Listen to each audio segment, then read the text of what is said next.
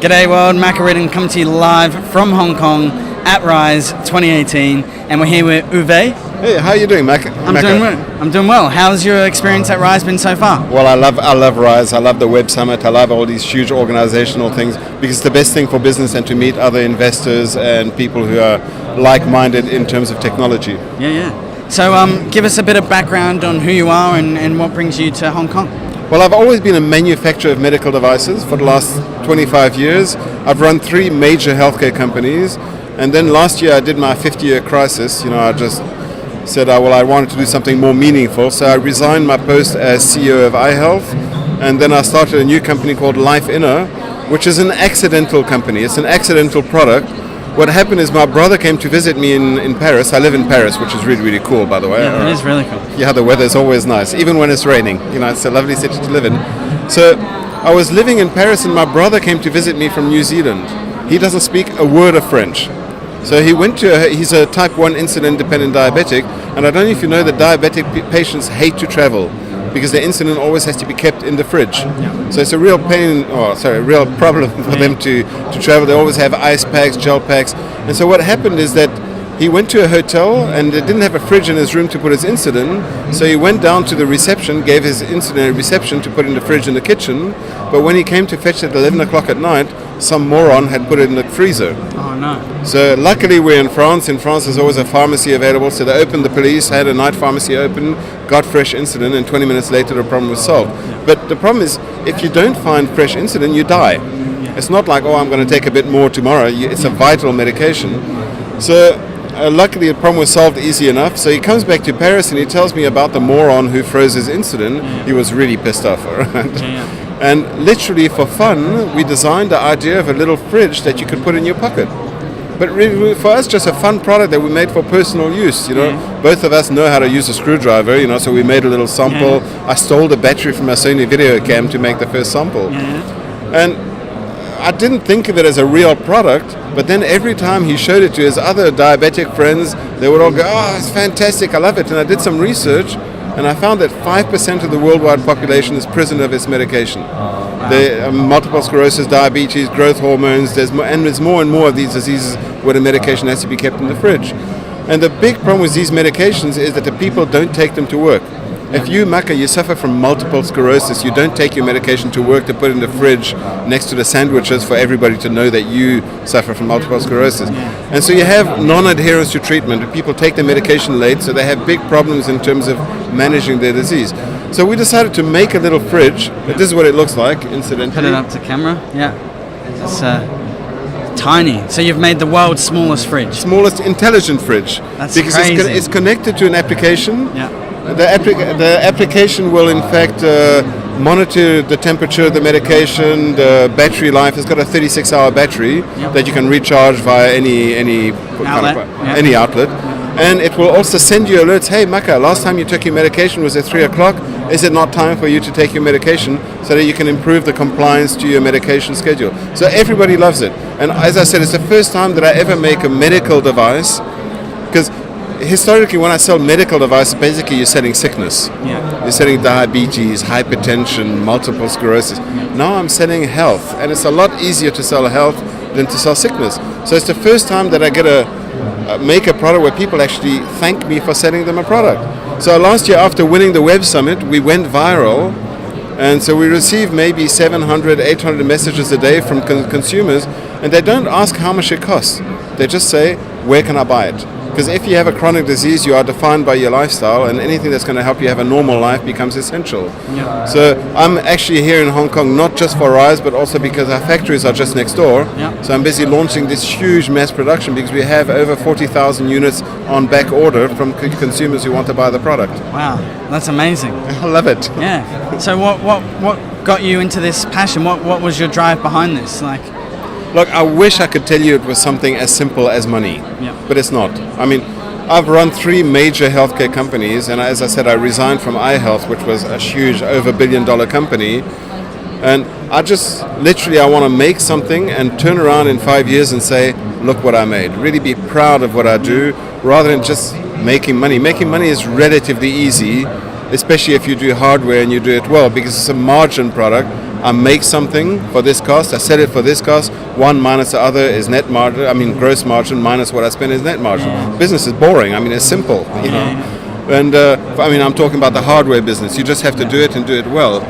And but really what I want to do is to make a business that I'm actually proud of, that I wake up in the morning, I think I can't wait to get to work, and that for me is more important, and that's the reason why I resigned from iHealth to launch Lifeina. Great. And so what would be your key thing out of your day that gets you up in the morning? What's the most exciting thing you look forward to once you get out of bed? Look, as I love hardware, I love putting my hands under the motor and actually making stuff. There's a certain visceral satisfaction about making hardware. Yep. I love running a business and I love doing good, but there's a special thing. The problem is that nowadays we're working on the word connected health has become like a nirvana for business. So everybody's just doing applications, and all the investors are all looking to invest in the next Google, the next Facebook, but they should be looking to invest in the next Apple, because having hardware products that work really well and that are used as a platform for software, then you really have something that is extraordinary. If you're only doing software or application, you are so dependent on the quick advancement of everybody else. It's much less valuable for me to do just software than to do hardware. And I just love making hardware. Just love making hardware. Great. So what have you been up to while you're here at Rise? You just got off from doing a talk. Well, I came here to do a talk about how to run businesses and how to develop a brand. Yeah. But also I come here because I have a great understanding and encyclopedic knowledge of distribution in Europe, USA and Australia, which are basically Western markets. Yeah. But I don't really understand how distribution in Asia works. So I'm looking for the right distribution partners to actually tackle the Asian market, which is the biggest market in the world for my kind of products, but it's a market that I don't quite understand, so I really need partnerships, and this is what I'm looking for at Rise. I've met some incredible people here. Yeah, and is there any key takeaways so far that have inspired you and maybe help in some way with your company? Well, I love coming here because I love seeing innovation at work, and there's some incredible companies here that the people wake up in the morning and have that passion. I see 2 or 3 products that I want to invest in. Yeah. And that's really surprising. Normally I just look at them and I think, because a lot of people are just doing innovation for the sake of innovation. Let's do something new. But very few are doing innovation because to answer to a specific problem. Yeah. But there's a couple of them here where I think, I shouldn't have said that. I want to invest in that company. Sorry about that. That's so good. So problems worth solving, right? Yeah. I mean, finding a solution that people didn't even, to a problem that people didn't even know existed, and when they realize that it exists, I work a lot on what I call the wow factor. Yeah. You know, I want people when they buy one of my products to open the box and think, wow, I'm so happy that finally something has been made just for me. So I work a lot on that attention to detail, on making products that are systematically perfect, not just technically, but also emotionally. Yeah. I mean, how can you touch the hearts of people? I don't know if you remember when Steve Jobs launched the iPod, he said, this is not an MP3, this is not a music player, this is a tool for the heart. And if you can touch the hearts of people, the possibilities are infinite. And that's really what we need to do, is to try to touch the hearts of people. Yeah. So, speaking on Steve Jobs, would you say Steve Jobs was a huge role model or an inspiration for you? Well, that's actually what my talk was about this morning, is about charisma, and does it affect positively or negatively? Do you need to have a Steve Jobs? Is the era, sorry, I'm going to say another dirty word again, but is the era of assholes over? You know, that you have a dictatorial boss who says this is the way and there's no highway option, there can only be one way. Yeah. And in many ways, it's not that Steve Jobs is my role model. I have a great deal of admiration for what he did, you know, just starting something from scratch and not asking people what they believe. I can guarantee you that when Steve Jobs launched the iPhone, the iPod, the iPad, he didn't ask people, are you going to like the iPhone, the iPod? Yeah. I'm going to make them like it. Yeah. You know, it's a completely different thing. So, and I think that every now and then, few and far between, you have these amazing CEOs who are able to impose their vision. Yep. Richard Branson, Steve Jobs, these kind of people that are up. And I think we will continue getting them every now and then.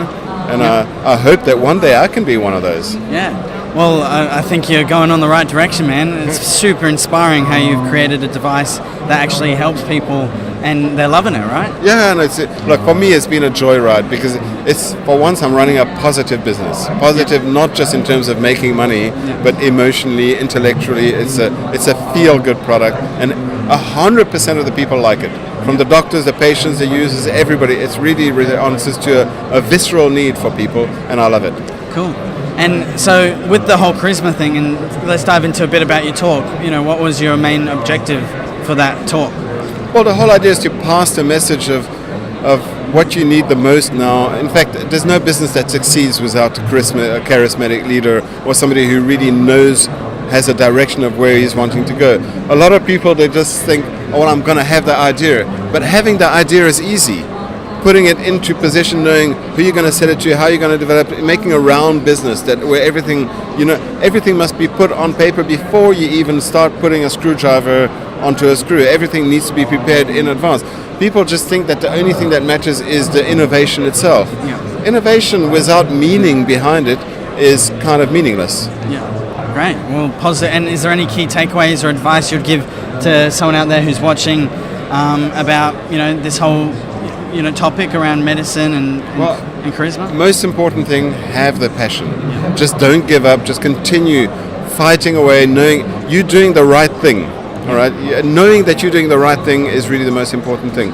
And I'm seeing a lot of young people who are all getting their MBAs, and they think, oh, this is going to be great. But for me, an MBA is very useful if you don't have any more toilet paper. But that's about the extent. Sorry, it's a horrible thing to say. Sorry, I expressed myself badly. But I mean, no, the most important thing is really education is important to a certain degree, but it's quite easy to become an expert in anything that you want as long as you have that passion. If my previous career, before I started into business, I was a concert pianist. Seriously, I was a classical concert pianist until the age of 26. Wow. And I gave 5-6 concerts a week, and then at the age of 26 I destroyed my right arm. I had an accident, so my right arm is paralyzed. So I recycled myself into medical research, and quite often the people ask me, don't I miss my first career? And it's a horrible thing to say, but they hold my hand and they look at me meaningfully in my eyes and they say, don't you miss it? Yeah. Of course I do. Yeah. But I know that in 5 years I might be doing something completely different, but I know I'll still be waking up in the morning and looking forward to going to work. And that's really the key takeaway message. You have to wake up in the morning and look forward to going to work. Yeah. And have that drive and that passion. It all goes in at the same time. Yeah, all at the same time, walking through that door. Yeah. I'm ready to take on the world. Yeah. Awesome. Well, thank you for joining us. Well, Maka, it's been a privilege for me. I really love it here. Yeah, super inspiring. And how can people find your amazing device? You go to lifeina.com, lifeina.com. It will be available worldwide from the 1st of September. 1st of September. Awesome. And if anyone's out there who is... and I hope you never need to buy my product. Yes. Yeah. So if anyone's out there that needs to buy your product, they can find it there. Yeah, they can buy it there, and you can contact me directly as well. I mean, I'm kind of directly you can contact me directly via the website. Great. Well, thank you, and make sure you guys keep watching for more. Coming to you live at facebook.com/. And this guy's got beautiful hair. Yes. Thank you so much. And thanks to our investment partners, Start Me Up Hong Kong and Invest HK. Catch you later, guys. Cheers, man.